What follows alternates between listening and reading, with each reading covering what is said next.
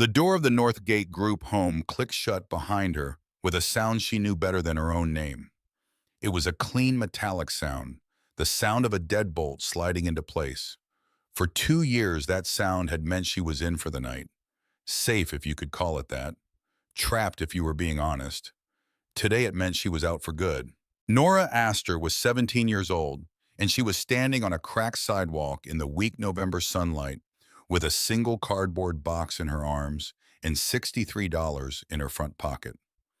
The box held everything she owned: a few worn paperbacks, a change of clothes, a faded photograph of a woman she barely remembered, and a manila envelope that felt heavier than everything else combined. The woman behind the glass-paneled door was Mrs. Gable. She stood with her arms crossed, her expression a careful mixture of professional pity and personal relief. She had managed children at Northgate for 11 years. Nora had been one of the difficult ones. Not difficult in the way that required intervention, but difficult in the way that made adults uncomfortable. She asked questions that did not have easy answers. She remembered everything. She did not pretend to feel things she did not feel, and she did not pretend not to feel things she did.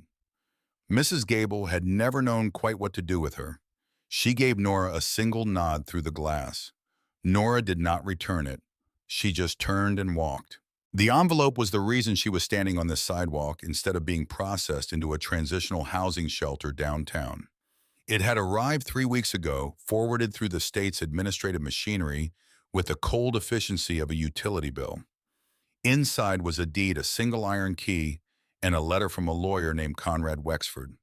The letter was brief and precise. It informed Nora that her grandfather Thomas Astor had passed away and left her his sole possession: 5 acres of undeveloped land in Garfield County, Colorado. There were complications, the letter noted, significant ones. She had read the letter 4 times the night it arrived. Then she had shaken the iron key out of the envelope and held it under the fluorescent light of her room at Northgate. It was old iron, pitted with rust, heavy for its size. It did not look like a key to anything clean or simple. It looked like a key to something old and complicated and patient. She had put it in her pocket and kept it there every day since. Wexford's office was on the 28th floor of a glass building in downtown Denver. Nora took the bus. She sat in the back with her cardboard box on her lap and watched the city slide past the grimy window, and she thought about the key and about the man she had met only once when she was 5 years old at her mother's funeral. She remembered his hands. Large, weathered, the hands of a man who worked outdoors. She remembered that he had crouched down to her level and looked at her for a long time without saying anything performative or false. He had not told her everything would be okay. He had not told her not to cry. He had just looked at her steadily and said in a voice that was rough and quiet that she had her mother's eyes. Then someone had steered him away, and she had not seen him again. That was 12 years ago. She had spent 12 years not knowing why he had disappeared from her life. She had assumed he simply hadn't wanted her. It was the most available explanation and the most painful one, and she had learned to carry it the way you carry something heavy, by not thinking too much about the weight. But the key in her pocket felt like a different kind of explanation. Wexford did not shake her hand. He gestured to a chair, and Nora sat, and the lawyer opened a file on his desk with the practiced economy of a man who had delivered bad news so many times it no longer required preparation. He had a long face and pale eyes behind wire-rimmed glasses, and he looked at her the way a doctor looks at an X-ray. Clinically, without sentiment. She looked back at him with the same quality of attention, and after a moment she saw him register it, the slight recalibration of a man who had expected someone easier. The land, Wexford explained, was 5.2 acres in the mountains outside a small town called Silver Creek. It was landlocked on 3 sides by national forest and on the 4th by property belonging to Pioneer Development Corporation. It had no road access, no utilities. The county had placed a lien on it for unpaid property taxes. The total arrears with penalties and interest compounded over 6 years came to $28,477. The county would seize the property and sell it at public auction if the debt was not cleared within 90 days. Pioneer Development had made an offer: $30,000. Enough to pay the taxes and leave Nora with $1,623. Wexford set the pioneer offer letter on the desk and folded his hands over it. I was your grandfather's attorney for a single transaction many years ago, he said. My inclusion in his will was a formality. My obligation is to inform you of your inheritance and its encumbrances. My advice is that you accept Pioneer's offer. It's not a fortune, but it's a start. A deposit on an apartment. A bus ticket somewhere warmer. Nora looked at the offer letter. Then she looked at the topographical map that had been folded inside the manila envelope alongside the deed. She had been studying it for 3 days. The map was old, printed on heavy paper, the contour lines delicate and precise, in the way of things made before computers. But it had been marked by hand. Her grandfather's handwriting was small and extremely neat. There were cryptic notations besides certain elevation symbols she didn't recognize, a private language developed over years of solitary work. And in the upper left corner of the map, someone had drawn a small arrow in pencil pointing north toward a cluster of contour lines that indicated a steep granite ridge. What's on the land right now? Nora asked. Is there a structure? Wexford consulted his notes with the expression of a man being asked to describe the color of a wall he had already forgotten. The survey from 5 years ago indicates a non-permanent structure, a Quonset hut built into a cave system in the rock face, listed in a state of disrepair. A Quonset hut built into a cave.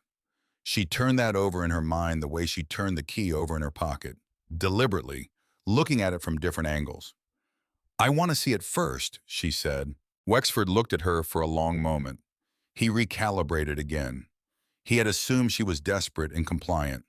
He was beginning to understand that desperation and compliance were not the same thing, and that this particular 17-year-old had learned to tell the difference between them a long time ago. You have 90 days, Wexford said.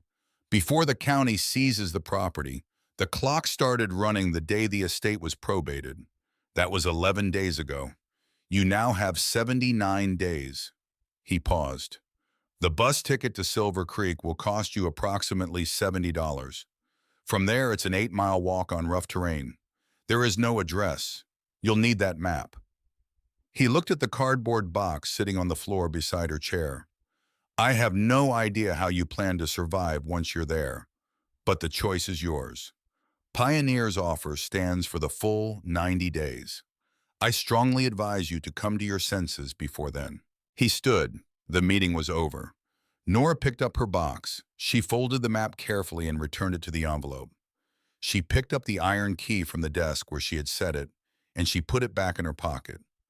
She felt its weight against her hip as she walked out of the office, through the lobby, past the security desk, and back out into the cold Denver air. She stood on the sidewalk for a moment and breathed.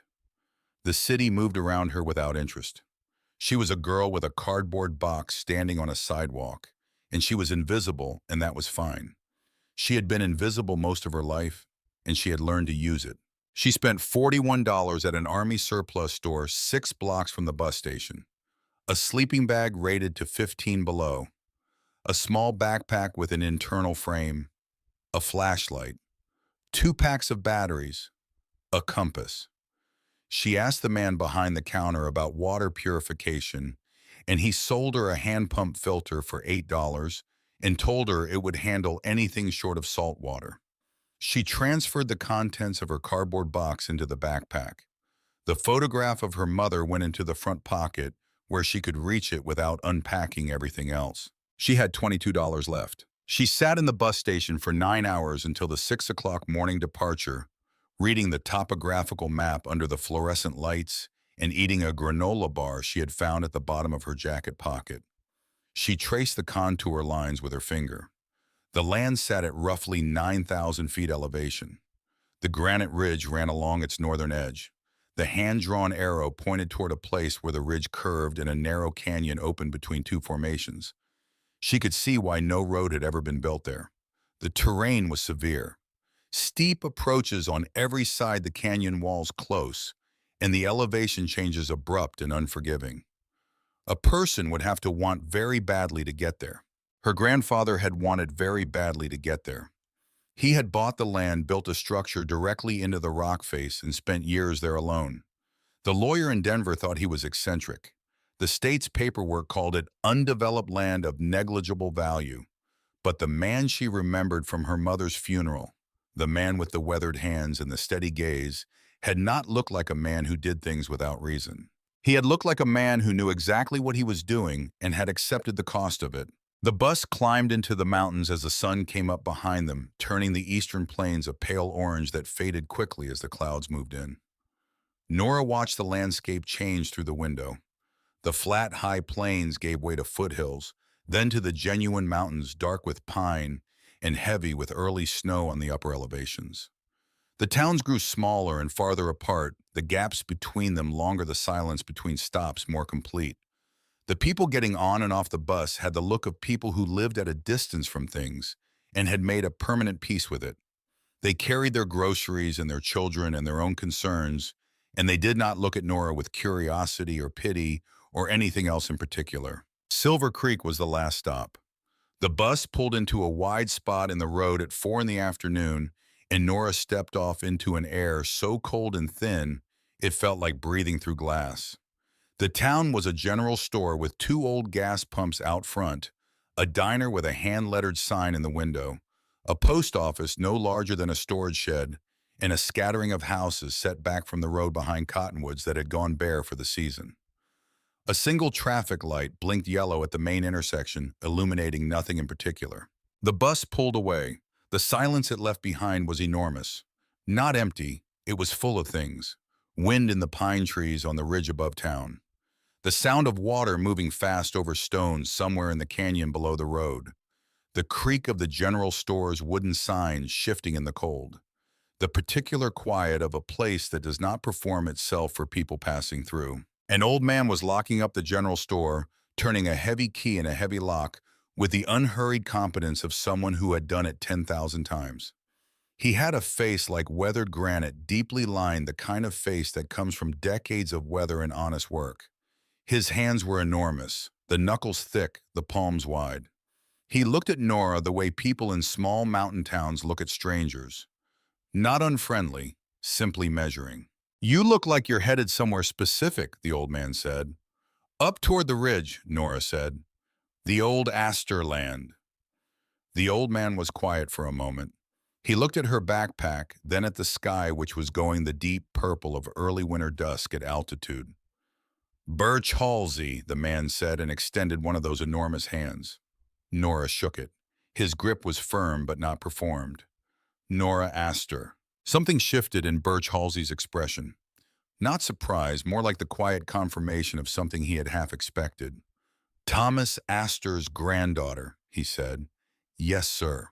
Birch was quiet again for a moment, looking at her in a way that felt different from the assessing look he had started with. It felt more like recognition. Then he said something she had not expected. He did not call Thomas eccentric or difficult or a waste of a smart man. He did not describe him as a recluse or a crank or someone who had thrown his life away chasing something that wasn't there. He said, "That old man cared more about this water than any person I have known in 70 years of living in this valley. He used to come into the store and show me his sample results. I didn't understand most of it, but I understood that he was dead serious and that whatever he was looking for, he never stopped looking." Nora felt something move in her chest. A small quiet shifting, like something that had been held in one position for a long time, finally being allowed to settle differently. "The road turns to dirt after the bridge," Birch said. "Gets rough after the first mile. The trail cuts off to the left past the second creek crossing. There's a notch in the ridge that the trail aims for. You'll lose it in the dark." He looked at the sky again. "You're sure you want to try this tonight?" "I'll be all right," Nora said. Birch looked at her for a long moment, reading her the way he had been reading people for 7 decades. Then he went back inside and came back out with a paper bag. He handed it to her without comment. Inside was a jar of peanut butter, a loaf of bread, a box of crackers, a pair of heavy wool socks, and a box of wooden matches. "Come back if you need anything," he said. "I open at 6. She thanked him and started walking. The paved road ended at the bridge just as Birch had said. It was a single lane of old timber planks over a creek that ran fast and very cold in the fading light, the water black between white foam where it broke over the rocks. She crossed it and felt the change underfoot, the road going from asphalt to packed gravel to a rutted track that climbed steadily and narrowed as it went. The pines closed in. Her flashlight threw a cone of yellow light on the path ahead. She could hear her own breathing and the crunch of her footsteps, and persistent, below everything else, the creek following the canyon floor far beneath her. She walked for 3 hours. The trail was exactly where Birch had said it would be, a faint scar angling away from the road to the left, barely visible until you were almost on top of it. She followed it by map and compass, stopping every 20 minutes to check her heading and compare the terrain against the topographical lines. The elevation climbed steadily and the cold deepened with it. At some point, the clouds that had been building all evening opened, and it began to snow. Not a hard snow, a fine sifting snow that settled on her jacket and the beam of her flashlight and made the world quieter than it had already been. She kept walking. Her legs burned from the elevation gain. Her shoulders ached from the backpack. She was hungry and cold and more tired than she had been in a long time, and she kept walking. She smelled the hut before she saw it. Cold metal, rust, the mineral sharpness of the rock face behind it, and beneath those things, something else. Old wood, old stone, a kind of deep, dry stillness. Then the trees thinned, and she stepped into a small, overgrown clearing, and there it was. It stopped her completely. She stood in the falling snow and looked at it and did not move for a long time.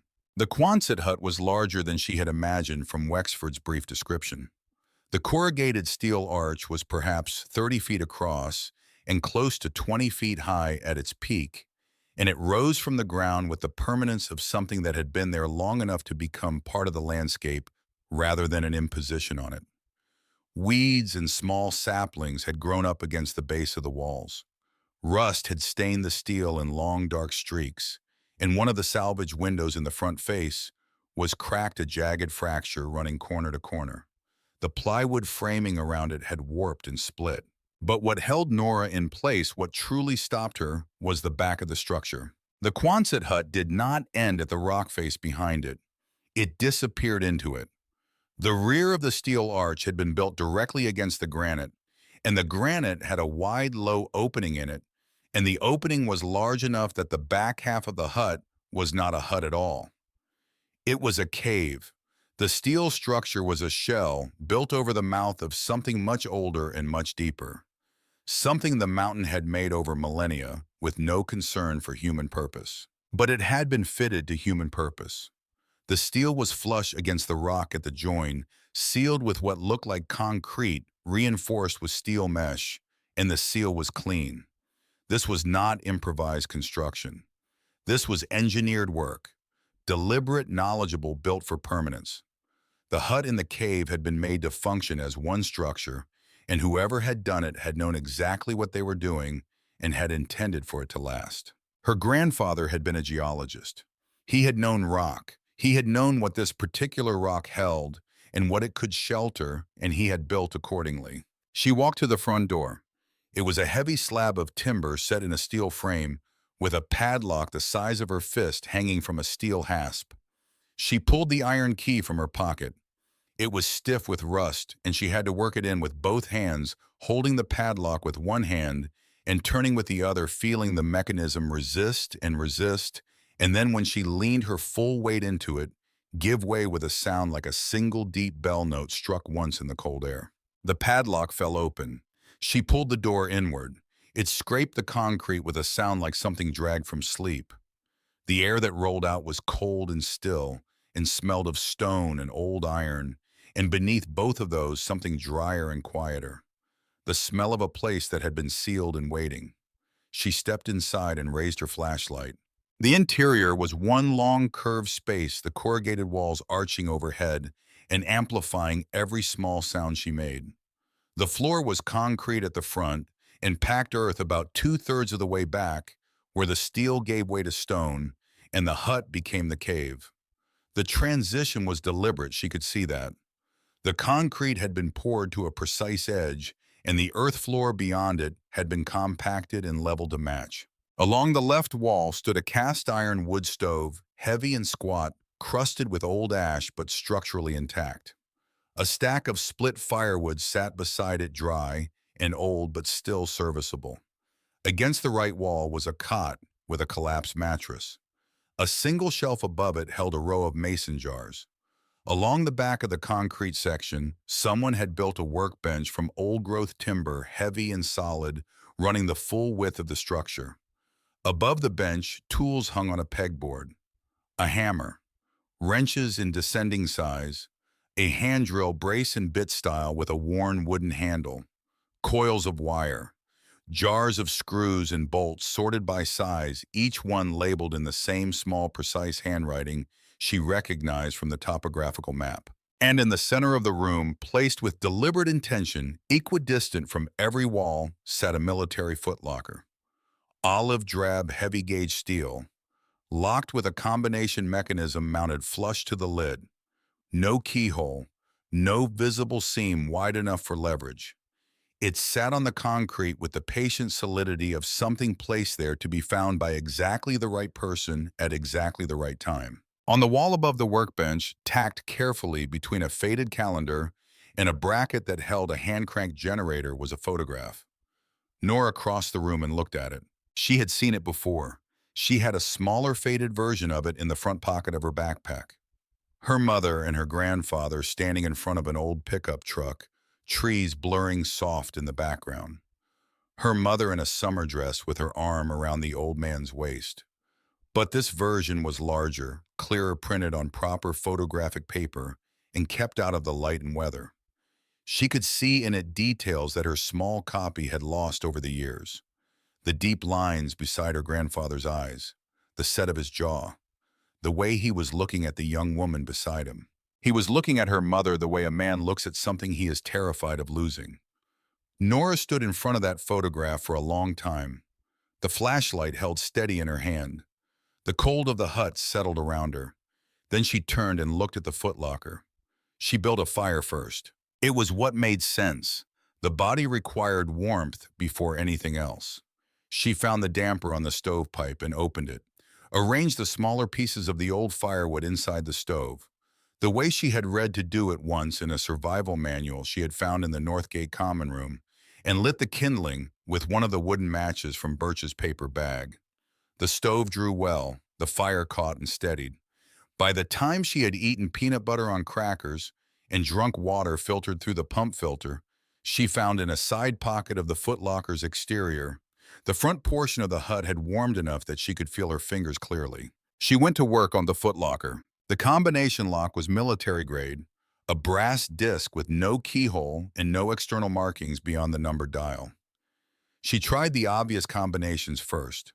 Significant dates she had found in the documents from the manila envelope. Her grandfather's birth year, her mother's birth year, her own. Nothing. She tried the coordinates from the topographical map. Nothing. She tried to get leverage on the lid with the crowbar from the tool wall, and the steel flexed minimally and held. She tried the hammer on the lock mechanism and felt the shock absorb uselessly into the brass and travel up her arms. She sat on the floor with her back against the footlocker and looked at the workbench. She had been using the wrong tools. She had been using tools designed for force against something designed to resist force. She needed to stop fighting the lock and fight the structure instead. She stood up and went to the workbench. The hand drill was a brace and bit type, the wooden handle worn smooth by years of use, the chuck tight and clean. The drill bits were stored in a small wooden case lined with green felt, each bit in its own fitted slot arranged from smallest to largest, with the care of someone who understood that a tool improperly stored is a tool degraded. Every bit was clean, every surface lightly oiled. Her grandfather had cared for these tools the way some people care for things they love, but cannot show openly. She selected the thinnest bit. She tipped the footlocker onto its side and examined the seam where the lid met the body. The gap was barely a millimeter wide, but it ran the full length of the front face, and at the point where the lid's inner lip rested against the body, the steel was thinner. She could see it in the way the light caught the surface differently at that point. She braced the drill against the lid just above the seam and leaned into it. The bit skated across the paint. She adjusted her angle and applied more weight and turned the brace with both hands. Her arms burned. The bit skated again. She stopped and repositioned and tried a third time, and this time the tip caught the steel and bit. The sound was terrible. Metal screaming against metal in the enclosed space, amplified by the curved walls, until it seemed to fill the entire hut. She kept turning. Her arms ached from wrist to shoulder. Sweat ran into her eyes despite the cold air. The bit was cutting. Slowly, with enormous effort, it was cutting. It punched through with a sound like a short, hard syllable. She looked at the hole. A pinprick of light came through from the other side. She moved the drill 2 inches along the seam and started again.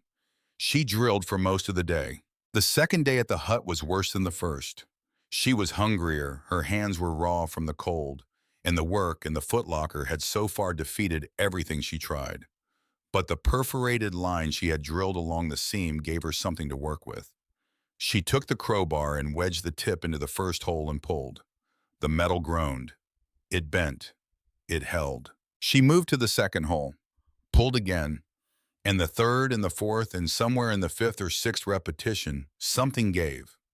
Not a sudden crack, but a long, gradual tearing, the steel separating along the line of perforations, the way heavy paper separates along a fold line, not cleanly, but inevitably. She worked the length of the seam until the entire front edge of the lid was a ragged curl of bent metal. She set the crowbar down and lifted the lid. The smell that rose from inside was cedar and oilcloth and old paper and something beneath those. Something that had been sealed in darkness for a long time, waiting with a patience that was almost human. She reached in. The contents were packed with military precision. Wool blankets on top, still dense and dry. Beneath them cans, dozens of them. Beans, beef stew, fruit, soup, each can oriented with its label facing up. Beneath the cans, more sealed packages, a first aid kit, water purification tablets, a compact camp stove with fuel canisters, a spare flashlight with sealed batteries, a hand crank emergency radio. She sat back on her heels and looked at all of it. He had known someone would come here with nothing. He had provisioned this place specifically for that person. For her specifically, though, he had never met her as anything other than a 5-year-old girl at a funeral. The thought of that, the long, patient preparation of it, the decades of care placed into the stockpile for a girl who didn't know she had a grandfather who was thinking about her, sat in Nora's chest in a way she didn't have a name for. She kept lifting cans out until she reached the bottom. Beneath the last layer, wrapped separately in oilcloth and tied with wax cord, were 2 objects. The first was a leather-bound journal, thick and worn, the spine cracked and the corners of the cover pale where the leather had been handled most. The second was a sealed envelope, cream-colored and heavy. It was addressed in her grandfather's small, precise handwriting. One word on the front, Nora. She sat down on the concrete floor. The fire in the wood stove had burned to a low, steady glow. The wind outside had begun its evening work on the metal walls, producing a low, sustained note that was not quite musical. She broke the envelope seal and unfolded the letter inside. My dear Nora, if you are reading this, then I am gone and you have found your way here. That you are reading this at all tells me something important about you. It tells me that when everyone told you to take the easy path, you chose not to. That matters more than I can say. I owe you an explanation and an apology, and I will try to give you both here, though I suspect they will take the rest of your life to fully understand. When your mother died, I wanted to raise you. There was nothing I wanted more in this world. But I was in the middle of a fight that had already cost me my career and my reputation, and the people on the other side of that fight were not people who made idle threats.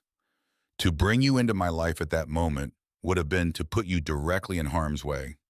The system, for all the ways it fails, was safer than I was. Choosing your safety over my need to know you was the hardest decision I have ever made.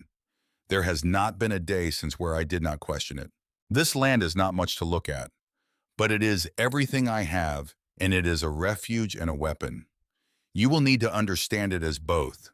In the footlocker, you will find what you need to survive, but the real inheritance is not in that box. It is deeper.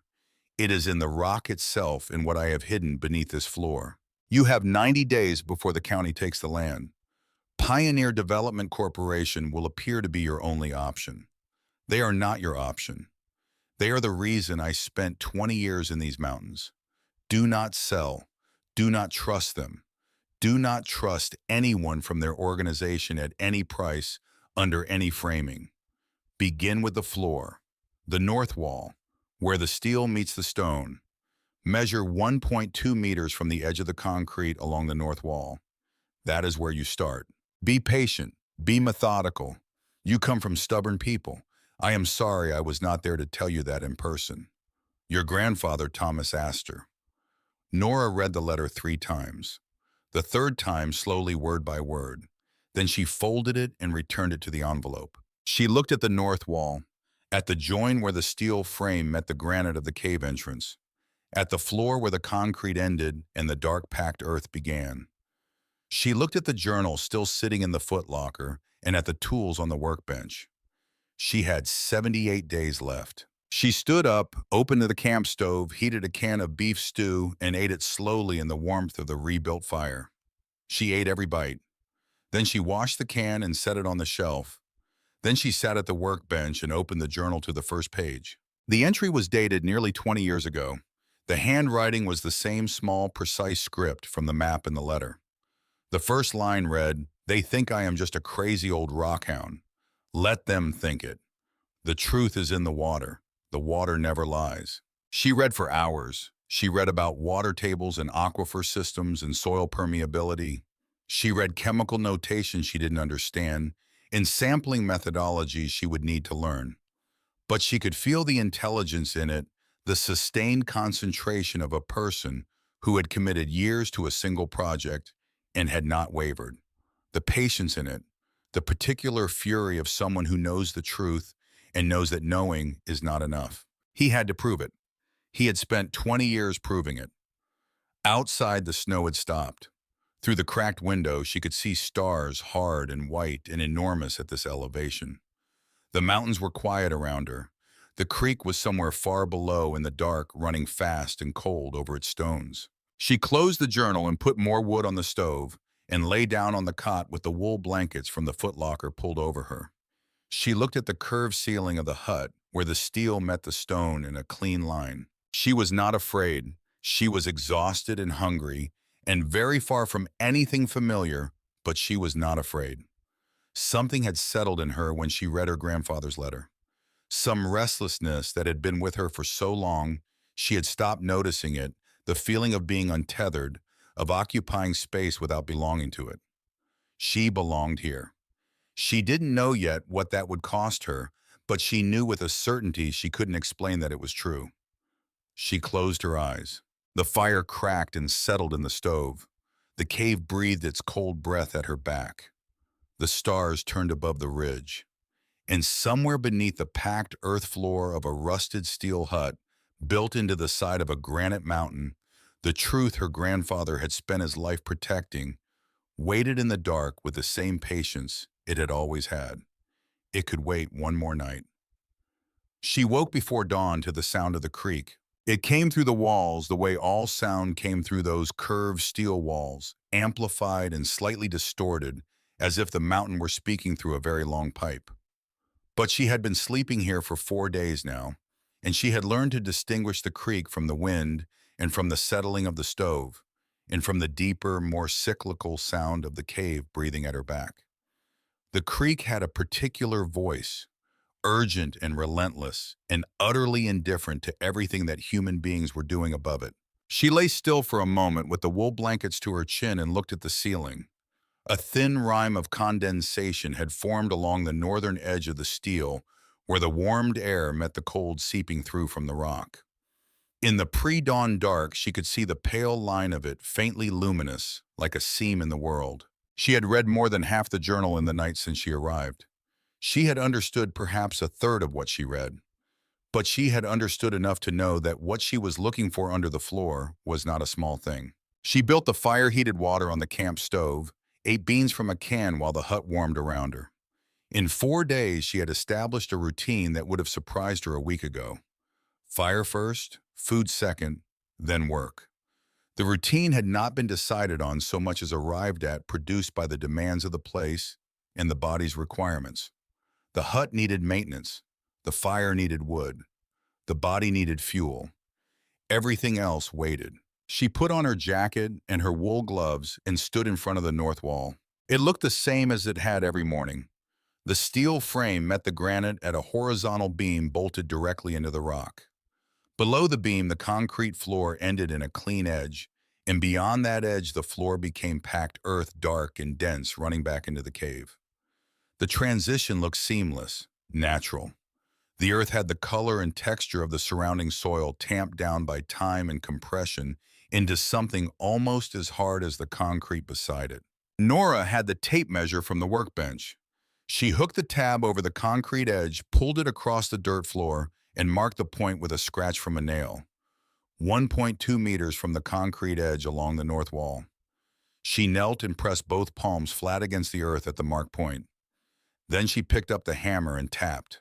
The sound was different, not dramatically different, not a hollow boom, just slightly less dense, a fraction less absorbed. The difference between tapping a solid table and tapping the same table over a space where the wood had been cut away. You would miss it if you weren't specifically listening for it. She tapped in a slow grid, moving outward from the mark point in 6-inch increments, and the difference held consistently across a roughly 3-foot square area. Something was below. She got the spade from the tool wall and drove the blade into the earth. It deflected. The force ran up the handle into her wrists, and she stepped back and looked at the undisturbed surface. She tried harder and got the same result. The earth had been treated with something. Looking more carefully in the lantern light, she could see a faint sheen in the surface, barely perceptible. Her grandfather had mixed the soil with a binding resin and then allowed time to disguise the work. Given another decade, it would have been completely indistinguishable from the cave floor. She went to the workbench and found the cold chisel. She positioned the tip at the mark point and drove it with the hammer. This time something gave. A small piece of the surface broke away, revealing a different layer beneath. Darker, harder, more thoroughly saturated with resin. She worked for the rest of the morning. She chipped and pried in expanding circles, breaking the false floor away piece by piece. The material was consistent, an epoxy-treated soil mixture, dense and resistant, designed to mimic the look of compacted cave floor while being nearly impervious to casual inspection. It came away slowly, each piece requiring real effort, each leaving behind a raw, dark cavity. By midday, she had cleared an area about 18 inches across and 6 inches deep, and at the bottom of that, work just barely visible, was the edge of something wooden. She stopped and looked at it. She thought about her grandfather on his hands and knees in the same spot, pouring resin into the seams, pressing soil over the wood, smoothing the surface by hand, seeding it with cave dust to make it look old. He had done this alone. He had done it knowing he might not be the one to undo it. The patience it required was not the patience of someone waiting. It was the patience of someone building something that would outlast them. She drove the chisel beside the wooden edge and pried. The wood was old-growth timber treated with creosote, heavy and dark, the nails in it groaning as she worked the crowbar under the edge.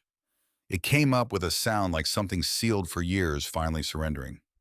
Cold air rose from the space below. Not cave air, which smelled of mineral and rock and deep nothing. This air smelled of paper, of dry cedar, of a sealed place kept deliberately stable for a very long time. She shone the flashlight into the opening. Below the plank floor was a crawl space approximately 2 feet deep, running the full length of the north wall. It was lined with aluminum foil for moisture insulation, and it was filled with boxes.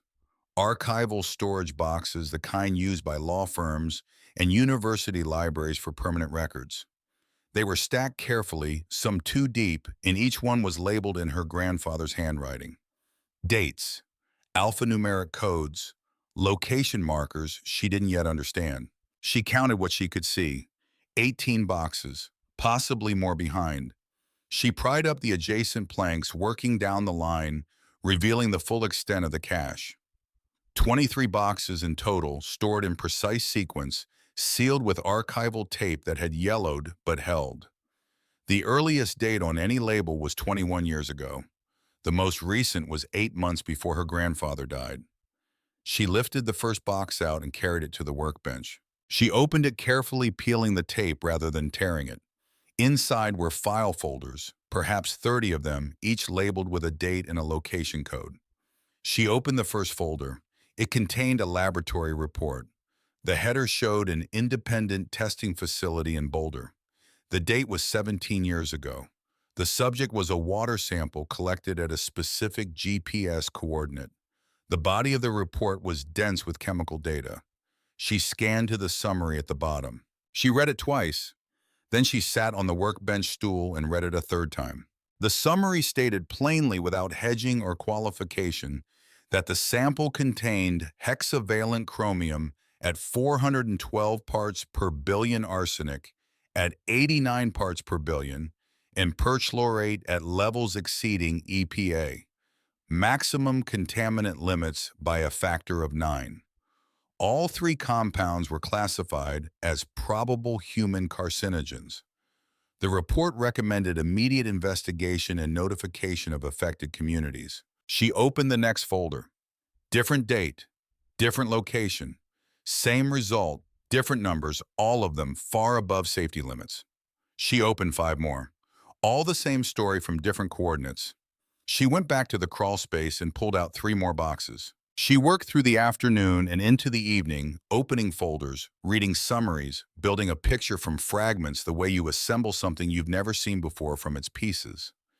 She was 17 years old, with no formal training in environmental science and no background in chemistry or hydrology, and she understood perhaps 40% of what she was reading. But she understood numbers. She understood what exceeded limits meant. She understood the difference between one laboratory result and 21 years of results from 34 different independent laboratories, all returning the same answer from different angles.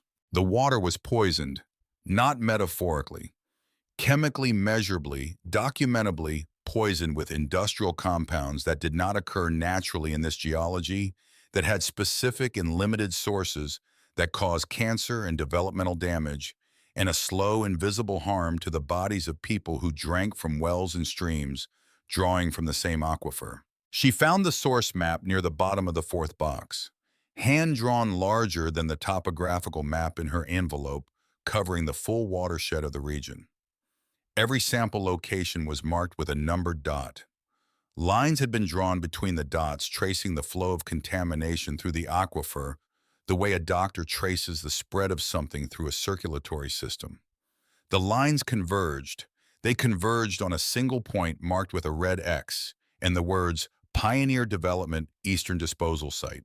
The X sat squarely inside Pioneer Development Corporation's property. The 5.2 acres Nora now owned sat directly downslope from that X, positioned over the aquifer's main discharge zone. It was the one piece of ground in the entire affected area not owned by Pioneer. The one place an independent observer could access the contaminated water without trespassing on Pioneer's land. Her grandfather had not bought this land because it was cheap or remote. He had bought it because it was the only position available that Pioneer could not buy or block or absorb. It was a strategic position held for 21 years against an enemy who didn't know the war was being fought. Nora sat back in the workbench chair and looked at the boxes stacked around her, and understood for the first time fully and without qualification what her grandfather had actually left her. Not 5 acres of rock and rusted metal. Not a piece of property of negligible value. A 21-year accumulation of irrefutable scientific evidence against a corporation that had been poisoning an entire valley. The kind of evidence that could not be argued away with better lawyers or more money. The kind that federal agencies and criminal courts were built to receive and act on. The letter had called it a weapon. She understood now exactly how accurate that word was. She ate dinner without tasting it. She read the journal for 3 hours, understanding far more of it now that she had the context of the boxes. The journal was the narrative spine of the entire archive. It documented the methodology for each sample collection, the chain of custody, the laboratory selection process, the cross-referencing of contamination data against public health records for communities downstream. Without the journal, the boxes were evidence. With it, they were a case that had been 21 years in the building. She fell asleep with her head on her arms at the workbench. She woke to bright winter light through the cracked window and the sound of something moving in the clearing outside. She was on her feet before she was fully awake. She stood still and listened. The sound came again, footsteps on frozen ground, deliberate, unhurried, not an animal. She moved to the cracked window and looked out through the gap in the glass. A man was standing in the clearing. He was perhaps 52, heavy-set through the shoulders, wearing a down jacket that cost more than everything in Nora's backpack combined. His hair was silver and combed back from a face that was controlled, the kind of face that belongs to someone who has managed his image for so long that management has become his natural expression. He was looking at the hut with the calm, professional assessment of someone evaluating property. He had not knocked. He had not called out. He had simply appeared in the clearing and begun to look. Nora watched him for a full 60 seconds. He made no move toward the door. He simply stood and looked, and then after a while turned and walked back into the trees in the direction he had come from. Not the trail direction, the eastern direction, the direction of the property line that bordered Pioneer Development's land. She did not move from the window for a long time after the clearing was empty. Pioneer knew she was here. She spent the remainder of that day working through the remaining boxes with a changed urgency. She sorted the contents by date and location and began building a chronological index in the back of one of the spare folders she found in the supply drawer of the workbench. Sample dates, laboratory names, report numbers, contamination values cross-referenced against EPA standards by year. She worked from the earliest box to the most recent, and when she was done, the index ran to 4 dense pages covering 21 years without a gap longer than 3 months. She had not asked anyone to tell her to do this. She had simply understood that it needed to be done and done it. On day 44, she finished the journal. The last entry was dated 11 months before her grandfather's death. The handwriting was slightly less precise than the earlier entries, the pen pressing harder, the letters formed with a little more effort. But the mind behind it was unchanged. Still exact. Still certain. The final paragraph read, "The water carries everything. Every crime leaves its mark in the water if you know how to read it. I have read it for 21 years, and I am not wrong. What I leave behind is not wealth, and it is not property. It is the truth written in chemistry, preserved in paper, waiting for someone stubborn enough to dig it up." Ruth believed I was right. She always believed. Find the red envelope, Nora. It is where the fire is.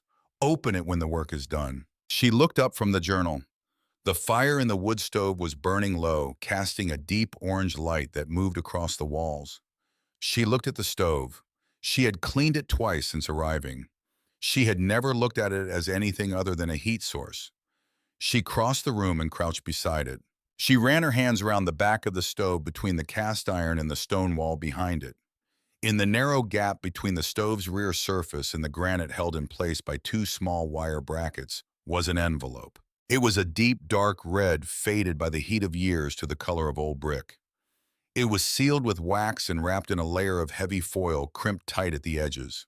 The foil was heat discolored, but intact. The envelope beneath had been protected by the foil and by the relatively cool temperature of the space between the stove's metal and the stone, which never got hot enough to cause damage, despite the heat radiating from the other side. Her grandfather had placed it there knowing it would be found by whoever lit the fire, by whoever stayed long enough to light the fire. Nora held the red envelope in both hands and read the last line of the journal again in her mind. Open it when the work is done. She set the red envelope carefully on the workbench beside the journal. The work was not done. She had 46 days remaining. Pioneer had teams of lawyers filing motions in Denver, and a senior executive making quiet drives up mountain roads. There was work ahead that she did not yet know how to do and would need help to accomplish. She placed the red envelope inside the footlocker on top of the wool blankets in the exact center. She closed the lid as best she could and laid the crowbar across it. Then she went back to building her index. On day 30, she had gone down the mountain to Silver Creek for the first time. She had selected one box from the archive, the one containing the most recent laboratory reports, the master source map, and the most comprehensive location data. She had packed it carefully in the backpack with the wool blankets around it for protection and walked the 8 miles back down the trail.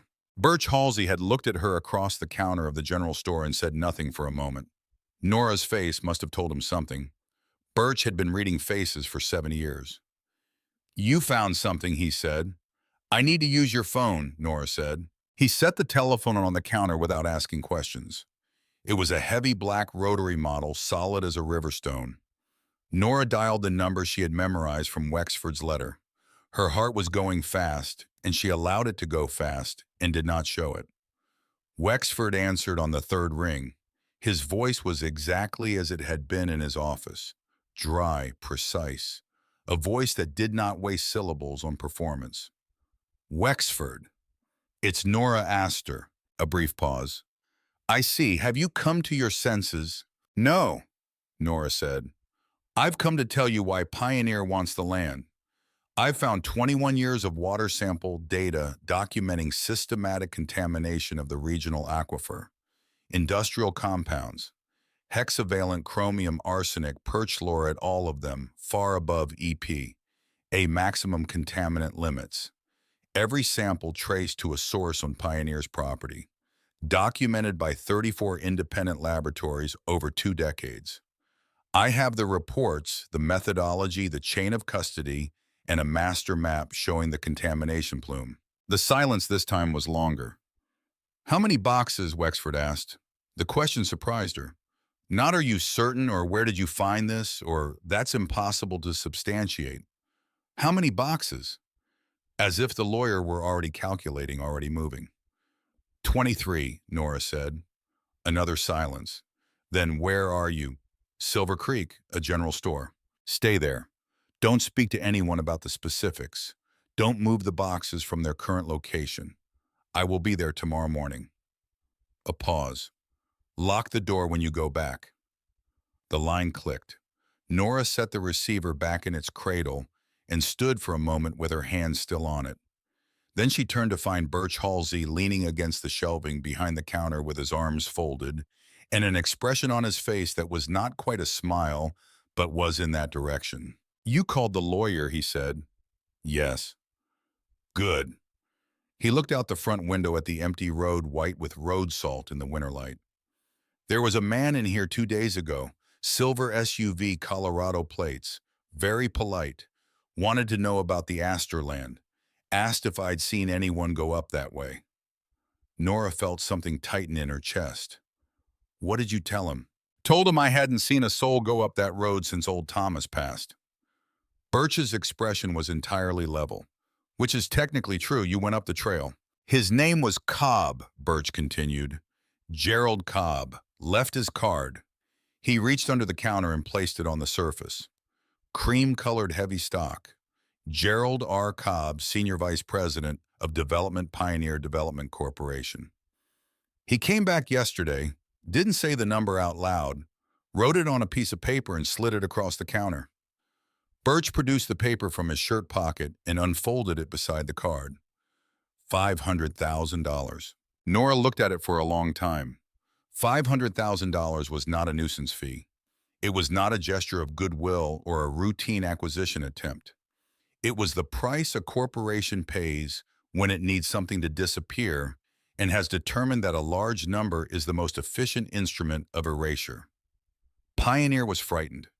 They had been watching Thomas Astor for years, had waited for him to die, had planned for an ignorant heir to take the obvious offer and sign away the archive without knowing what she was signing away. They had planned for the wrong person.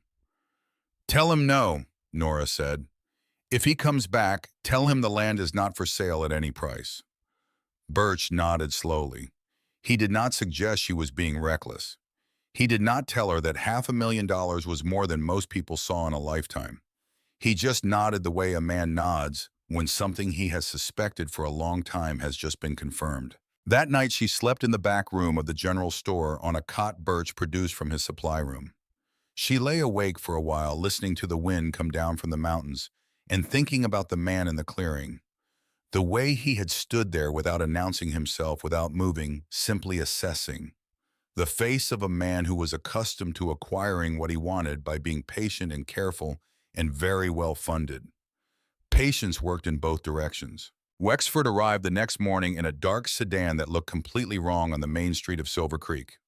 He came into the store, shook Birch's hand briefly and formally, and sat down across from Nora at the small table in the back room.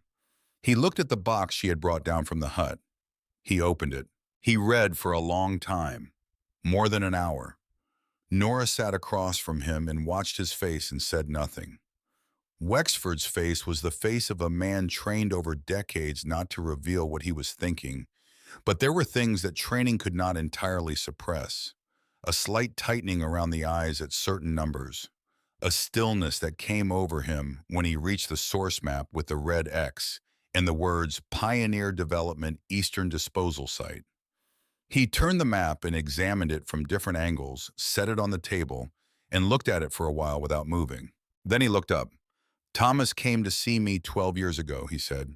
He brought a single folder, a dozen lab reports. He sat in my office and explained what he had found and what he believed was causing it. He paused. I told him he didn't have enough to sustain a challenge against a corporation of Pioneer's resources. I told him the chain of custody on his samples would be attacked and likely dismissed. I told him to take whatever Pioneer was offering at the time and walk away. He looked down at the open box. I was wrong, he said. He didn't have enough then. He went back and spent 12 more years making sure he had enough. And now he does. He closed the folder and set it on top of the others. This is a federal case, Nora. Environmental Protection Act, Clean Water Act, potentially RICO statutes depending on what discovery reveals about corporate knowledge of the contamination over time. This is not a dispute about 5 acres of land anymore. This is about a corporation that has been knowingly contaminating a public water source for at minimum 2 decades and working to suppress the evidence of that contamination. Nora said, "What do we do?" Wexford was quiet for a moment, aligning the edges of the folders with the small automatic precision of someone whose habits of order were deeply ingrained. "We do not go to the EPA directly," he said. "Not yet. A federal complaint enters a queue, and Pioneer's lobbying operation knows how to work that queue. We do not go to the press, not yet. That gives them time to get in front of the story." He paused. "We go to Pioneer directly. We show them what we have and what we are prepared to do with it. We give them the choice between accountability and destruction." "Why give them any choice?" Nora asked.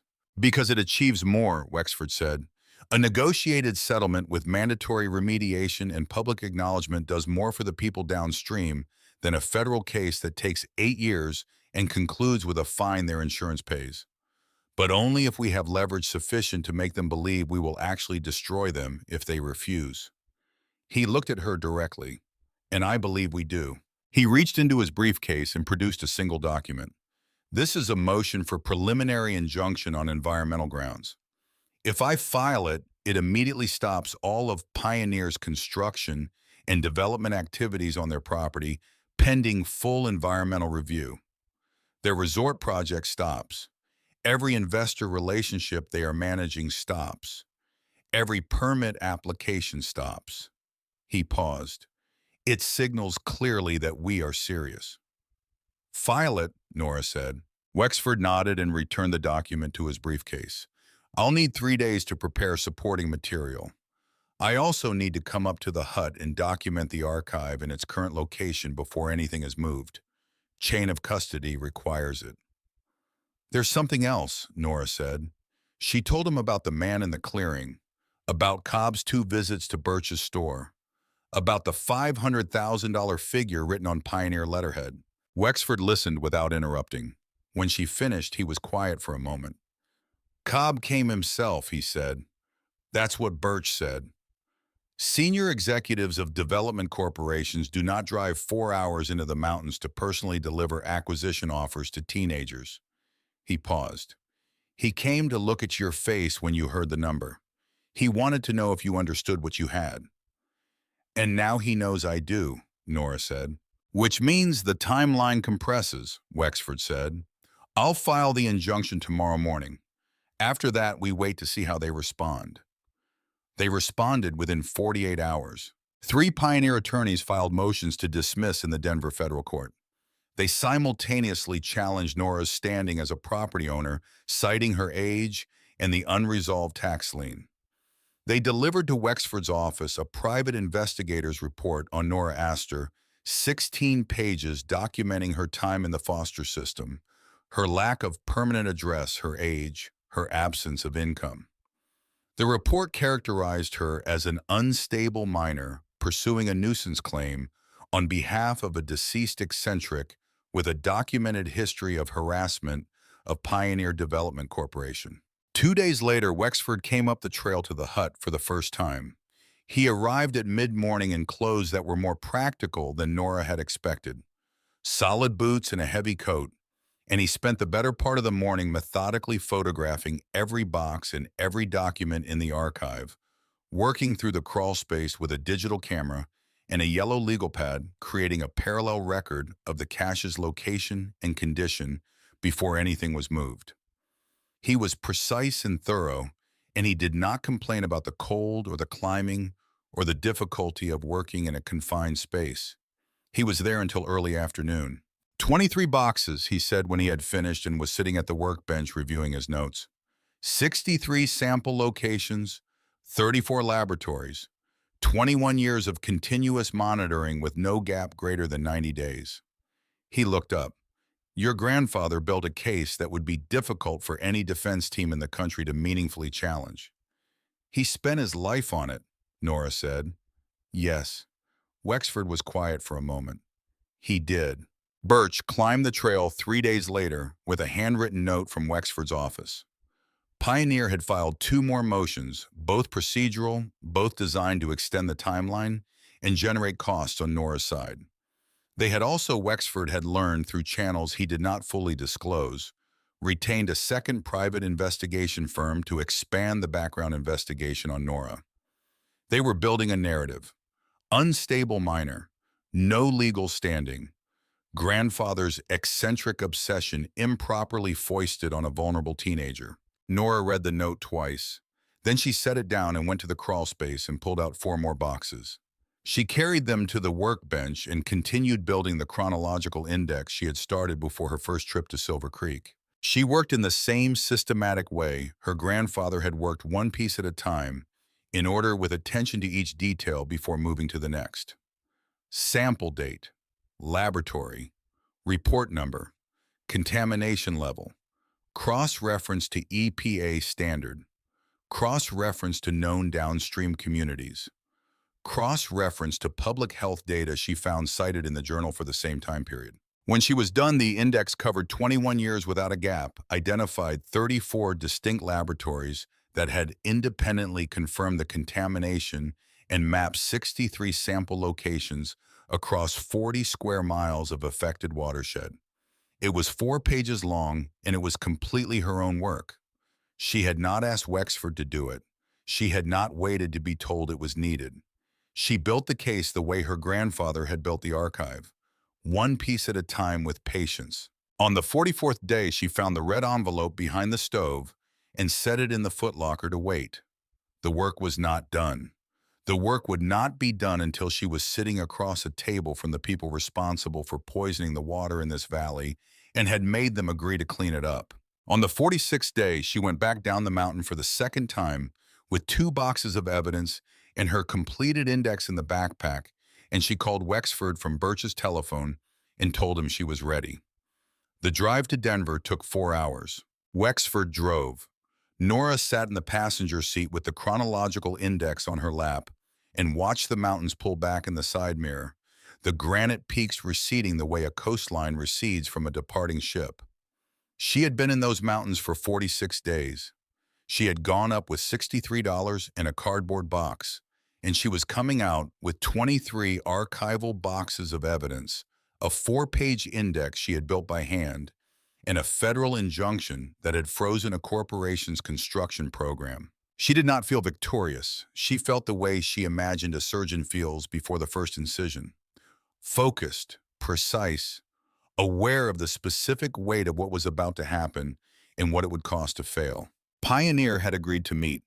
That alone meant something. Corporations with nothing to fear do not agree to sit across a table from 17-year-old girls with no money and no address. They file motions and issue statements and wait for the other side to run out of resources. Pioneer had agreed to meet because the injunction had worked exactly as Wexford had said it would. Their resort project was not delayed. It was stopped. Every permit application frozen. Every investor call on hold. Every construction timeline meaningless. Every day the injunction stood cost them money at a rate that made Nora's back taxes look like change found in a jacket pocket. They wanted this resolved. They wanted it resolved quietly and finally, and with a signed document that made the archive disappear. What they were going to get was something different. The conference room was on the 31st floor of a building in lower downtown Denver. Floor-to-ceiling windows on two sides. A long table of pale wood. Chairs upholstered in charcoal gray. The room was designed to make certain outcomes feel inevitable, to create an atmosphere in which resistance seemed not just futile but somehow inappropriate. Nora had never been in a room like it. She sat down across from 3 pioneer attorneys and Gerald Cobb, and she felt the room try to do its work on her. She let it try. Cobb was exactly what she had imagined from Birch's description and the brief glimpse she had had of him through the cracked window of the hut. Silver hair very well cut.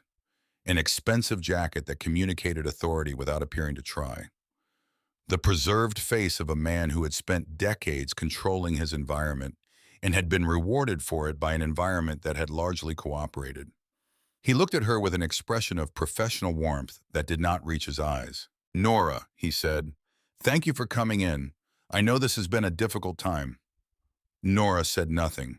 One of the attorneys slid a document across the table, a single-page Pioneer letterhead, 2 signature lines. Beside it, a check, $100,000 made out to Nora Astor, the amount printed in clean, unambiguous type. "We think this reflects a fair and genuinely generous resolution," Cobb said. "The check covers the tax arrears with substantial capital remaining for your future. The agreement is straightforward. You transfer the deed, you provide all materials relating to your grandfather's research activities, and you keep the terms of this resolution confidential." He leaned forward slightly. "It's a real opportunity, Nora." Nora looked at the check. She looked at the document. She looked at Cobb. Then she slid both back across the table. "No," she said. The professional warmth in Cobb's expression did not disappear. It became a different kind of warmth, the kind maintained by will rather than feeling. "I understand this is emotional," Cobb said. "Your grandfather's connection to the land." "I'm not here to negotiate the offer," Nora said. "There is no version of that offer I'll accept. I'm here to tell you what the actual resolution looks like." A silence settled over the table. One of the attorneys adjusted his pen. Cobb's expression held. Nora reached into the bag beside her and placed the source map on the table. The hand-drawn watershed map, the red X over Pioneer's eastern disposal site, the contamination plume spreading outward from it in carefully documented arcs. She smoothed it flat with both hands. "My grandfather spent 21 years documenting the contamination of the regional aquifer, originating from your eastern disposal site," she said. 63 sample locations, 34 independent laboratories. Every single one returned results showing hexavalent chromium arsenic and perchlorate at levels exceeding EPA maximum contaminant limits. The plume covers approximately 40 square miles. It affects the primary water source for Silver Creek, Harlan Falls, and 3 agricultural districts downstream. She waited a moment. "The complete archive is currently secured in 2 locations. One is known to my attorney. A second copy has been entrusted to a separate party whose identity I will not disclose. The archive is organized, indexed, and fully supported by an unbroken chain of custody from the first sample date. It is, in my attorney's assessment, sufficient to sustain federal charges under the Clean Water Act and the Environmental Protection Act, with potential RICO implications depending on what discovery reveals. Cobb had not moved. He was very good at not moving. The lead pioneer attorney, a man named Pressfield, who had spent 30 years being paid to sound untroubled, said, "The evidentiary standards for those claims are extremely high. Chain of custody challenges alone. 34 laboratories," Nora said, "independent of each other, over 21 years, with a methodology journal documenting the collection procedure for every single sample taken." She paused. "You're welcome to challenge the chain of custody. The discovery process required to do that will take approximately 3 years and will require Pioneer to produce all internal communications relating to the Eastern disposal site for the same 21-year period." Pressfield stopped talking. Nora looked at Cobb. "I want to ask you something," she said. Cobb met her eyes. "Of course. How long have you known about the archive?" A pause, brief and controlled. "I'm not sure what you mean." "My grandfather refused every offer Pioneer made on that land for 20 years, Nora said. "The land has no road access, no utilities, no development potential. It's landlocked on 3 sides by federal forest.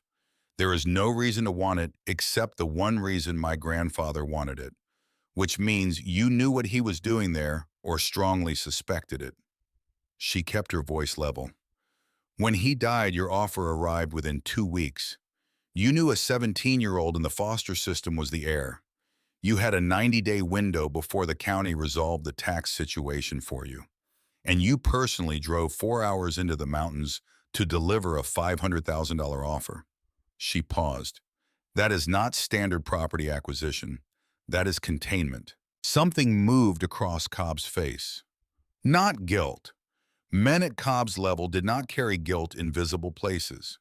It was recalibration, the expression of someone who has been managing a situation and has just understood that the situation has been managing him. "We've had a long-standing interest in that parcel for legitimate development purposes," Cobb said carefully. "Tell me something," Nora said. "When you learned that Thomas Astor had died, what was your first thought? Was it about the resort project, or was it about what he might have left behind?" The room was very quiet. Cobb looked at the map on the table. He looked at the contamination plume lines, the neat arcs his company had spent 20 years denying and suppressing, laid out in hand-drawn detail on pale wood, in a room with floor-to-ceiling windows 31 floors above the city. He looked at 21 years of one man's patient, solitary work. And then something changed in his face. The preservation gave way to something older and more tired. The face of a man who had been managing a very large problem for a very long time and had just watched his management fail completely. "We have been monitoring Thomas Astor's activities for several years," he said. His voice was different now. The boardroom smoothness was gone. He was speaking precisely, choosing words carefully, but he was speaking with the grain of the truth rather than against it. "We were aware that he was collecting environmental samples. We had legal counsel review his previous attempts to bring a complaint to the EPA and were advised those attempts were insufficient to sustain a challenge." He paused. "We believed that when he died, the issue would resolve itself, that whoever inherited the land would accept the offer and the materials would be disposed of in the normal course of estate settlement." "You planned for me to be ignorant," Nora said. "We planned for the situation to resolve cleanly," Cobb said. "Yes. You've known for years that your disposal site is contaminating the aquifer." Pressfield put his hand on Cobb's arm. Cobb looked at the hand. "This conversation," Pressfield began, "is being recorded," Wexford said from his position at the end of the table, speaking for the first time since the meeting began.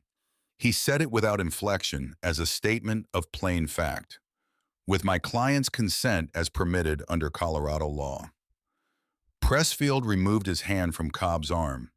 He looked at Wexford with an expression that suggested he was substantially revising his assessment of the morning. Nora kept her eyes on Cobb. "You've known," she said again, "not an accusation, a statement requiring completion." Cobb looked at the source map for a long moment. Then he said, "What are your terms?" Nora had written them out at the workbench in the hut 3 days before the meeting, in the same notebook she had used for the chronological index. She opened it to the page and read from it. Pioneer Development Corporation will establish a remediation trust funded at a minimum of $12 million disbursed over a period not to exceed 10 years for the complete environmental remediation of the affected aquifer and surrounding watershed. The trust will be administered by an independent board with no pioneer representation. The board will include a certified environmental scientist, a representative of the affected downstream communities, and a representative appointed by the Colorado Department of Public Health and Environment. She looked up. Cobb was following. Pioneer will fund a community health monitoring program for residents of Silver Creek, Harlan Falls, and the 3 affected agricultural districts. The program will run for a minimum of 25 years and will include annual screening for the specific compounds documented in the archive. She turned the page. Pioneer will issue a public statement acknowledging the contamination of the regional aquifer, acknowledging that the contamination originated from their eastern disposal site, and acknowledging the contribution of Thomas Astor's independent research to the documentation of that contamination. The statement will be released simultaneously to the EPA, the Colorado Department of Public Health, and the Associated Press. She closed the notebook. In exchange for full compliance with these terms, we will not provide the archive to federal prosecutors. We will not seek criminal referrals. We will not release the archive to the press. She paused. Pioneer remains a corporation.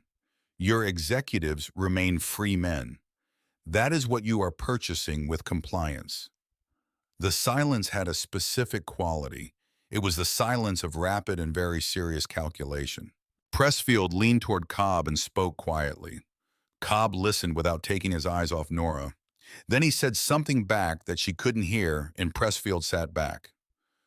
"We'll need time to consult," Pressfield said. "You have 48 hours," Nora said.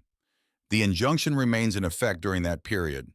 If we don't have a signed agreement by then, my attorney files the federal complaint Monday morning, and the archive goes simultaneously to the EPA and the Colorado Attorney General." She stood up. She put the notebook in her bag. She reached across the table and picked up the source map and folded it carefully and put it away. "Nora," Cobb said. She stopped. He was looking at her with something that was not quite respect and not quite its opposite. Something in between. The look of a man who has encountered a completely unexpected obstacle and is still deciding what to do with the fact of it. "Your grandfather was a stubborn man," he said. "Yes," Nora said.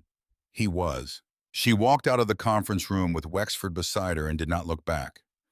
In the elevator, Wexford stood beside her in silence. In the lobby, he stopped and turned. "12 million is aggressive," he said. "It's what the remediation will actually cost," Nora said. He had comparable project estimates in the journal. "I checked them." Wexford looked at her for a moment. "Yes," he said. "It is what it will cost." He picked up his briefcase. "Go get something to eat. I'll have the formal agreement ready when they respond." The 48 hours pass the way long silences pass when something important is being decided in a room you're not in. Nora stayed in the small conference room Wexford had made available in his office building. She slept a few hours on the narrow couch.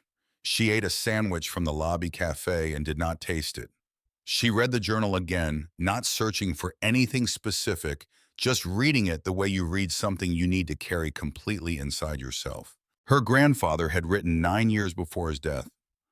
"There are days when I wonder if any of this will matter, whether the truth I am building here will ever reach the surface and do what truth is supposed to do. Then I take a sample and read the numbers, and I remember that the numbers do not wonder. The numbers simply are. The water simply is. I am the one who has to do the wondering and the deciding and the staying. So I stay." 41 hours after the meeting, Pressfield called Wexford's office. Pioneer would sign. The agreement took 3 additional days to finalize. There were adjustments. The remediation trust was negotiated to $14 million when Wexford's environmental consultant provided a more detailed cost projection that held under scrutiny. The public statement language was argued over for most of one afternoon. Pioneer's attorneys wanted phrasing about industry practices of a prior era. Nora wanted the words knowing contamination.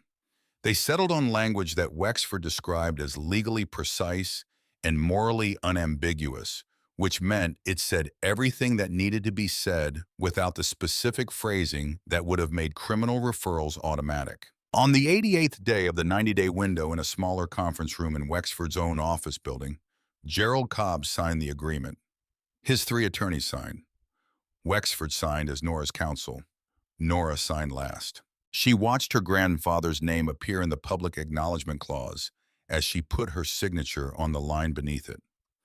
Thomas Astor, independent researcher whose 21 years of environmental monitoring formed the evidentiary foundation for this agreement. She read those words twice before signing. Then it was done. Cobb left without speaking to her. His attorneys followed. Pressfield paused at the door. For what it's worth, Pressfield said, this is a better outcome than the alternative. For everyone, Nora said.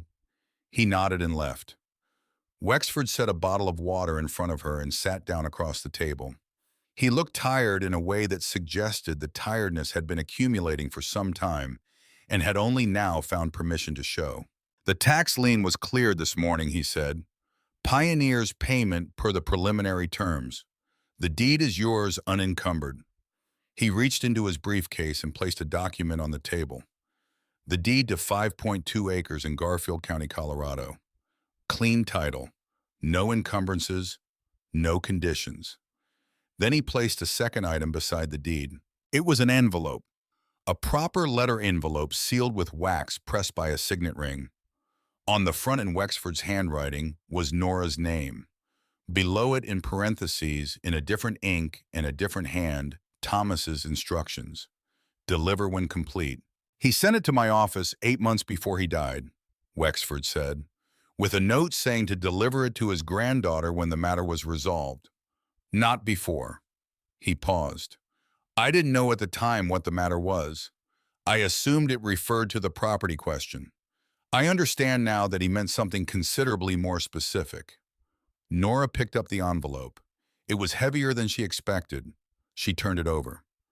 Take your time, Wexford said, and stood up and left the room. She sat alone in the conference room with the deed and the envelope, in the particular silence of an office building late in the day when most people have gone home. She could hear the distant low sound of the city outside traffic and wind, and the continuous ambient noise of a place that never fully stops. She broke the wax seal, carefully working around it rather than through it. Inside were 2 sheets of paper. The first was a short note in her grandfather's handwriting.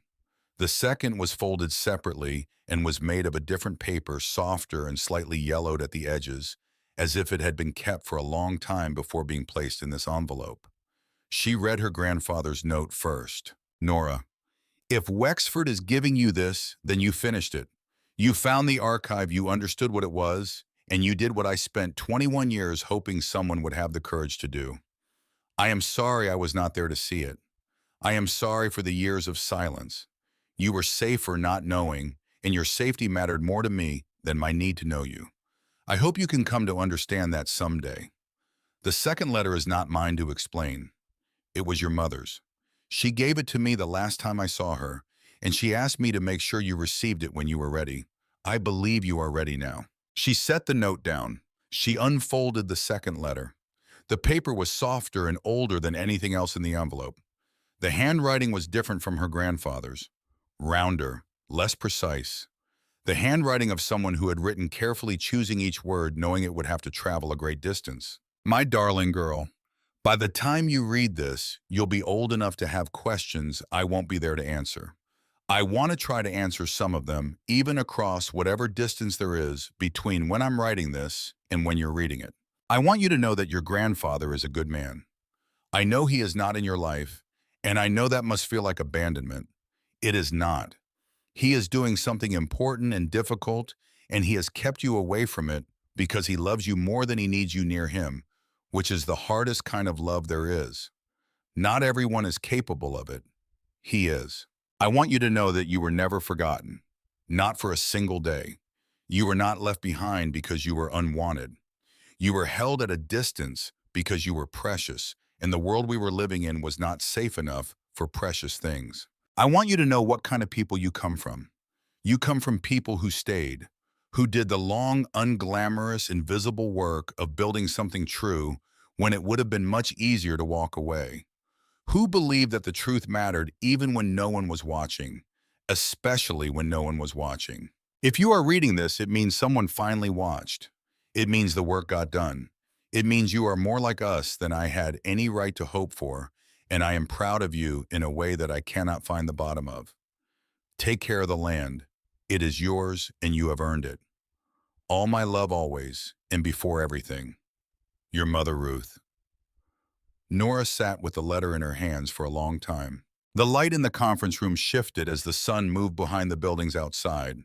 It went gold and then amber and then the deep particular blue of winter dusk in a city. At some point, Wexford came back and looked at her and then went away again without speaking. She sat until the room was dim and the city outside the glass was lit by its own light. Then she folded both letters and put them in the inside pocket of her jacket against her chest. She picked up the deed. She picked up her bag. She went out into the hallway and found Wexford at his desk with a cup of coffee and a stack of documents. I want to go back, Nora said. Wexford looked up. To the hut, she said. Tonight. He looked at her for a moment, and then he looked out the window at the dark city, and then he picked up his car keys from the corner of the desk. 4 hours, he said. I know, Nora said. They drove north in the dark. The city fell away behind them. The suburbs fell away. The plains fell away, and the foothills lifted ahead of them, darker than the sky. And beyond the foothills, the mountains rose against the stars. Wexford drove without asking questions. Nora held the deed in her hands and watched the mountains come toward them through the windshield and thought about her grandfather in those mountains for 21 years, measuring the water writing in the journal building, the case one piece at a time with the kind of patience that is really a form of faith. They reached Silver Creek well after midnight. The town was dark except for the light above Birch Halsey's porch, which burned all night. As they pulled up, the porch light came on, and a moment later the door opened, and Birch stood in the doorway in his heavy wool robe, looking at the headlights with the unhurried expression of a man who has been expecting something. Nora got out of the car. It's done, she said. Birch looked at her for a long moment. Then he nodded once. The slow, complete nod of a man receiving news he has been waiting for without knowing precisely when it would come. Come in, he said. Both of you. They sat at Birch's kitchen table, and he made coffee on an old gas range, and they sat together in the warm kitchen while the mountain stood in the dark outside the window. Nora told Birch what had happened. She told it plainly in order without drama. The meeting, the terms, the 48 hours, the signature. Birch listened without interrupting his large hands around his coffee mug, his face carrying the stillness of someone receiving something heavy and understanding its weight fully. When she finished, Birch was quiet for a while. Thomas would be glad, he said at last. He wouldn't say it that way. He'd say something like, "It's about time," or "Of course it worked." But he'd be glad. In the morning, Nora walked up the mountain alone. She walked the trail in the early light, the frozen ground crunching under her boots, the pines on either side holding their snow still and quiet in the cold morning air. She knew the trail now the way you know a route you have traveled many times. The place where it crosses the second creek and bends sharply east. The switchback that looks like it ends but continues. The final rise before the clearing opens up. She came out of the trees and stopped. The hut was exactly as she had left it. The rusted steel arch rising from the ground, the granite cliff face at its back, the dark mouth of the cave visible at the join where the structure met the rock. The clearing was white with fresh snow, unmarked except for the delicate tracks of a fox that had crossed during the night and gone back into the trees. She stood in the clearing and looked at it. It did not look like a ruin anymore. It had not looked like a ruin to her for a long time.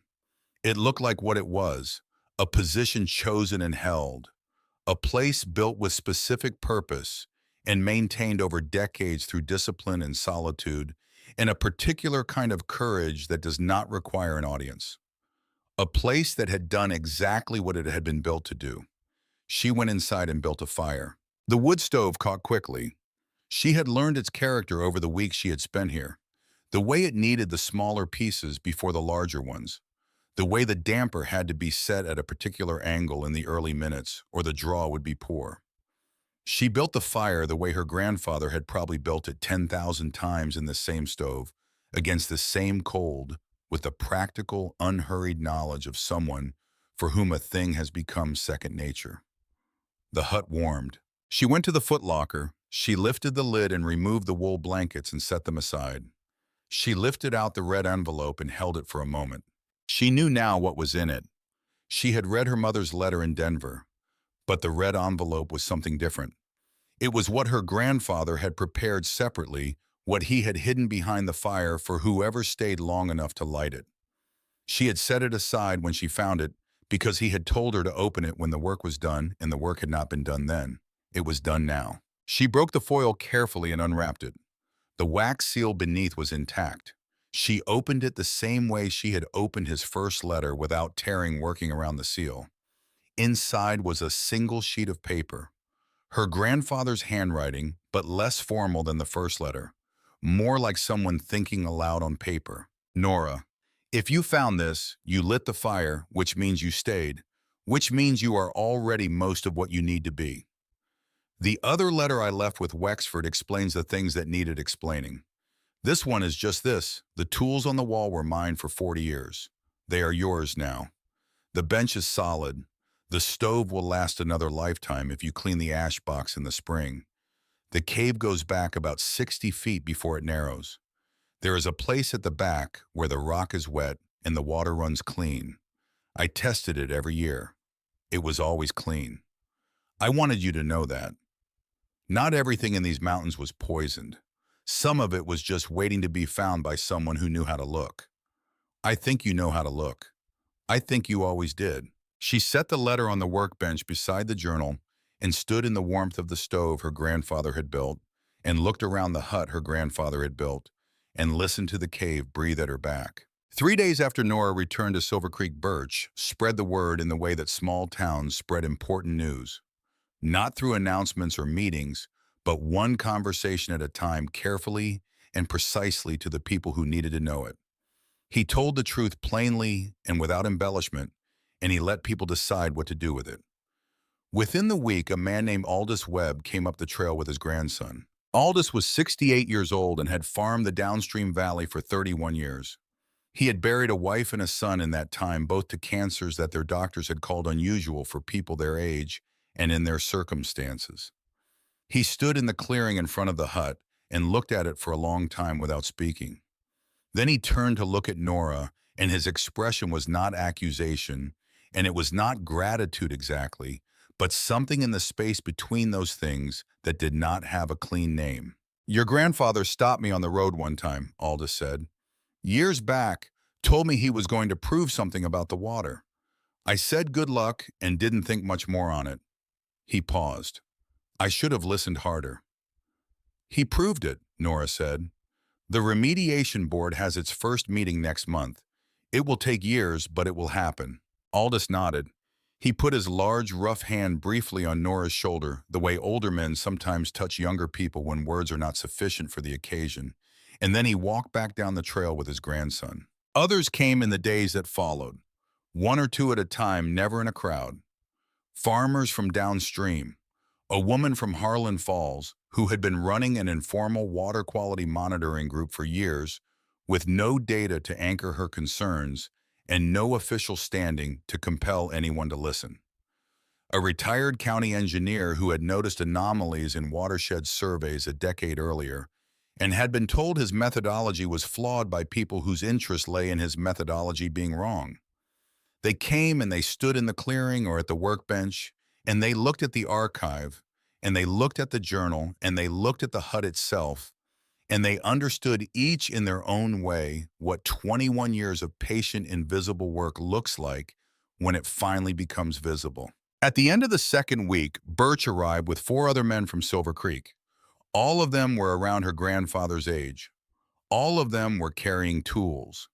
They had brought new roofing material for the sections of the Quonset that had developed leaks over the years. They had fresh glazing compound for the cracked window. One of them, a man named Foster Greer, who had spent 40 years as a building contractor and kept every skill from those years in his hands, had brought timber for a proper repair of the workbench, which had developed a sag along its center span that Nora had noticed but not known how to address. They worked through the day with the quiet, concentrated industry of men who have come to do a specific thing and intend to do it correctly. Nora worked alongside them. She had learned enough in her weeks in the hut to be genuinely useful, and Foster Greer showed her without condescension or performance how to set a roofing fastener properly and how to read the flex in a timber before you apply a load to it. By late afternoon, the roof was sound. The window was sealed. The workbench was level and solid. Birch stood back with his arms folded and looked at the hut. "Ought to last another 20 years, he said. "At least," Foster Greer said. They ate together in the hut that evening, the 6 of them on whatever surfaces were available, eating from a pot of stew that Birch had carried up in a sealed container, the fire going steadily in the stove, the hut warm and tight against the cold outside. The repaired window held the night at a distance. The cave breathed its slow breath at the back of the space. After the others had gone back down the trail, Nora sat alone in front of the hut as the sun reached the ridgeline and began to drop. The cold came back quickly the way it always did at elevation when the light went, but she sat with it and let it come. She had the deed in her jacket pocket. She had the 3 letters, her grandfather's 2 and her mother's 1, in the inside pocket against her chest. She had her grandfather's journal on the workbench inside, open to the first page. She thought about the aquifer, underground, invisible, moving through the rock at the pace of geology, indifferent to human events. Contaminated for years by something that should never have been introduced into it, and now slowly, because one man had refused to stop measuring the truth, and one girl had refused to walk away from what that man had spent his life building, the contamination would be addressed. Not quickly, not painlessly. The remediation board would take months to stand up, and the actual work of cleaning the aquifer would take years, perhaps a decade. The health monitoring program would take longer still to establish and run. The public statement had gone out the day after the agreement was signed, and the AP wire had carried it, and the EPA had opened a formal investigation within 24 hours of that. It would take a long time. The water moved slowly through the rock, and the compounds that had been introduced into it would take time to clear. But the source had been stopped. The X on the map was no longer active. The disposal site had been sealed as a term of the agreement.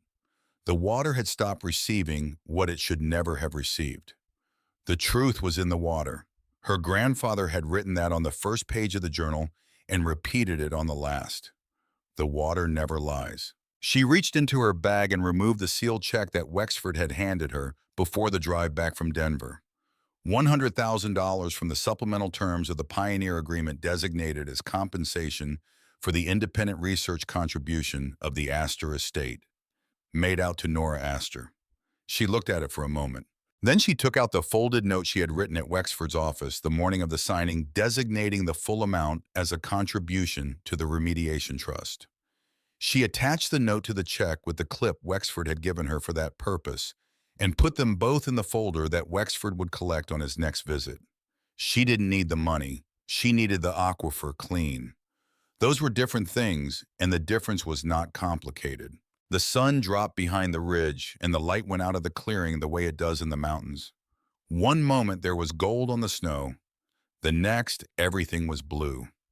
Nora sat in the blue cold and looked at the valley below, which was filling with shadow the farms and the roads and the creek, all invisible now in the gathering dusk.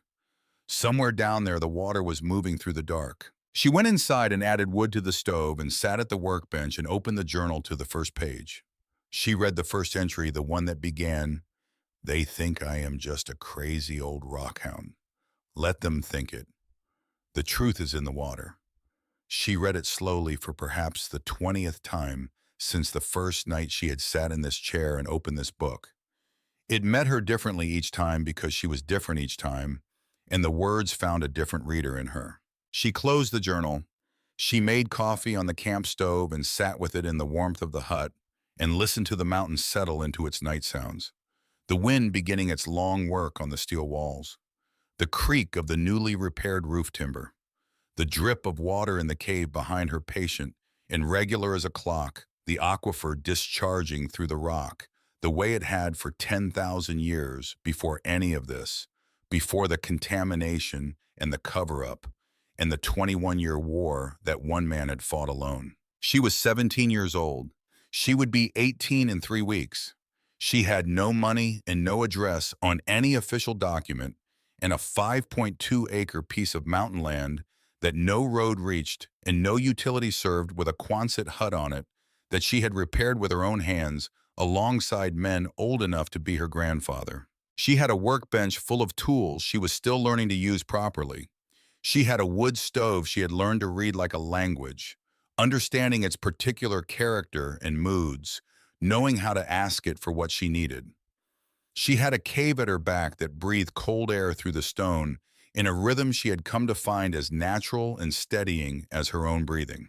She had 3 letters, 2 from a man who had loved her from a distance that had cost him everything, and 1 from a woman she barely remembered but recognized more of herself in every time she thought about her.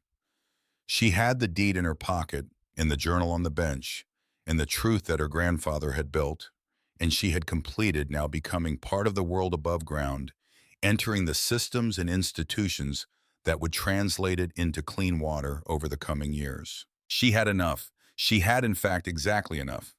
She finished her coffee. She banked the fire in the stove the way she had learned to do it, controlling the air intake so the coals would hold through the night without burning through the wood too fast. She pulled the wool blankets from the footlocker and lay down on the cot. She looked at the ceiling of the hut where the steel curved into the dark, and the dark gave way to stone. She thought about what Foster Greer had said as they ate together, that her grandfather had chosen this place with a geologist's eye, that the rock formation here was unusually stable, that the hut was built into a natural alcove that protected it from the worst of the weather, that whoever had sited this structure had known exactly what they were doing.